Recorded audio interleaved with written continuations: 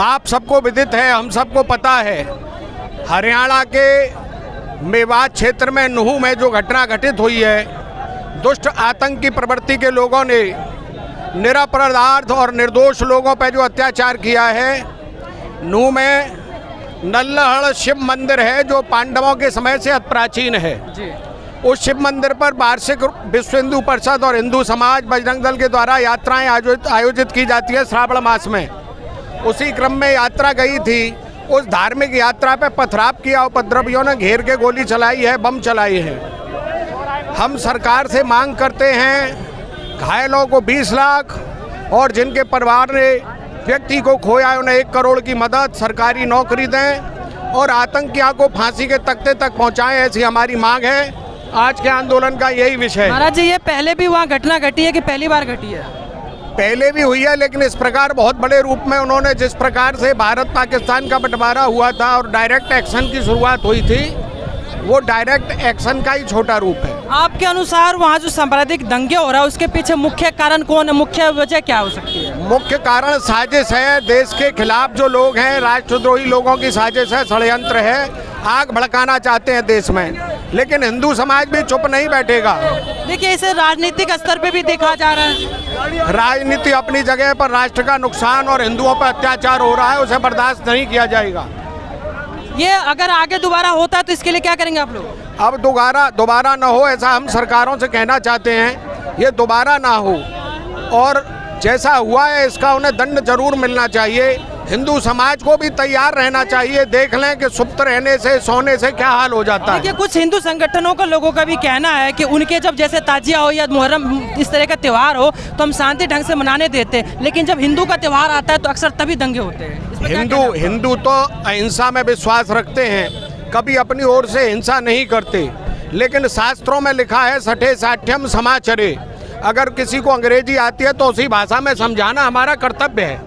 थोड़े में समझे सयाने, साम दाम दंड भेद, श्याह और सफेद के द्वारा अत्याचारियों को कुचलना अति आवश्यक। कहाँ से कहाँ तक के लिए निकाली गई है? भैया, ये नोएडा स्टेडियम गेट नंबर 4 से डीएम चौक तक निकाली गई है। ये किस विरोध प्रदर्शन में किया, उसके बारे में बताइए। ये जो मेवात में निर्मम हिंदुओं की हत्या हुई है उसके प्लस में हम लोग निकाल रहे हैं। और अगर हम लोगों का बस चलेगा तो इनको घर से निकाल के काटेंगे।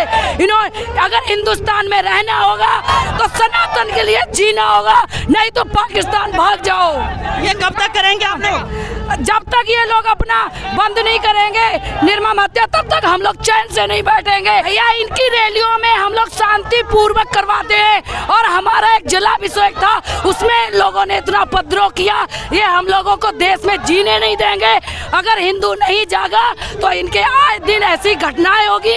हम हर हिंदू को एक मैसेज देना चाहते हैं, हर बहन को एक मैसेज देना चाहते हैं कि सब बहनें घर से निकलो, काम धाम छोड़ के निकलो और इनको जिहादियों को करारा जवाब दो। एक आम हिंदू नागरिक, और क्या देश की जिम्मेदारी क्या सेकुलर सब हिंदुओं की होती है, क्योंकि और तो सब लोग हैं, मगर जो सबका फर्ज बनता है क्या होता है।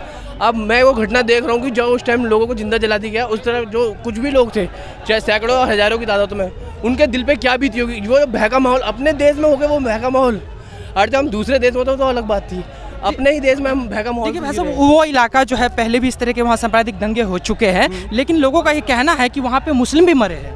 ठीक है, मुस्लिम और हिंदू को मरा कोई भी हो, मरा तो देश का नागरिक ही है ना। अरे चाहे वो हिंदू हो या मुसलमान हो, वो एक तरफा बात है कि हम हिंदू। इसके लिए जिम्मेदार किसको मानते हैं आप? जिम्मेदार सबसे बड़ी वहाँ की सरकार, दूसरा के वहाँ पे जो भी प्रशासन का जो भी सहयोग रहा हो, क्योंकि एक तरफ का दायित्व है आपका, क्योंकि वो किस तरह का इस दायित्व भी नहीं निभाया ना।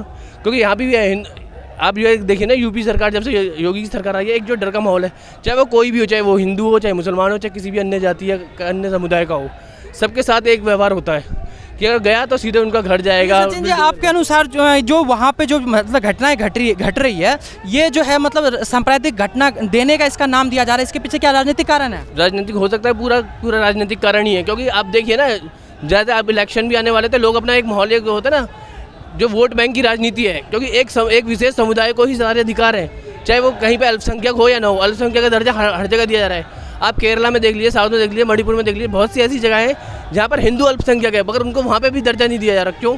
क्या कारण है इसका?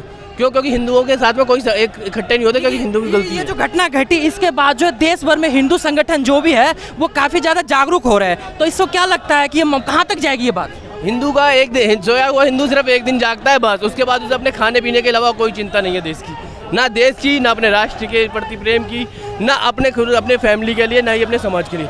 कोई नहीं चाहता, बस वो एक दिन का हिंदू जागा है, कल सो जाएगा। कल फिर इस तरह की बातें अगर आप कह रहे हैं एक दिन जागेगा, तो फिर तो इस तरह की बातें कब तक चलेगी फिर ये जब तक हिंदू या तो हिंदू पूरी तरह से खत्म नहीं हो जाता, या फिर दूसरी कम्युनिटी हमारे ऊपर हावी नहीं हो जाती। नहीं, तो ये नेगेटिव बातें आप कैसे कर सकते हैं जब एक तरफ आप संगठन के साथ खड़े हैं और चल रहे हैं और के मजबूती की बात कर रहे हैं, तो आप इसके लिए किसको जिम्मेदार ठहरा? आप देखिए ना कि संख्या में यहाँ हजारों की संख्या है, जबकि यहाँ पे लाखों की संख्या में लोग होने चाहिए थे, क्योंकि ये एक मेरी अकेले की नहीं ना, देश में 100 करोड़ हिंदू हैं, अलग अलग जगहों पे इस तरह की चीज़ें हो रही हैं। बट आप देख सकते हैं कितने लोग हैं, सब लोगों को अपनी नौकरी प्यारी है, घर प्यारा है, व्यापार प्यारा है। हिंदू अभी भी सो रहा है, अभी भी सो रहा है, और वो सोता रहेगा जब तक अपना दर्द खुद ही वो समझता है जिसको खुद दर्द होता है। इसके अलावा पराये लोग अपना दर्द कभी नहीं समझते हैं। हरियाणा के कुछ युवाओं ने इसके विरोध में कहा है कि अगर वो घटनाएं नहीं घटी, गुड़गांव के कुछ युवाओं ने आके सोशल मीडिया पे कहा है अगर घटनाएं नहीं घटी तो वो हथियार लेके बाहर निकलेंगे।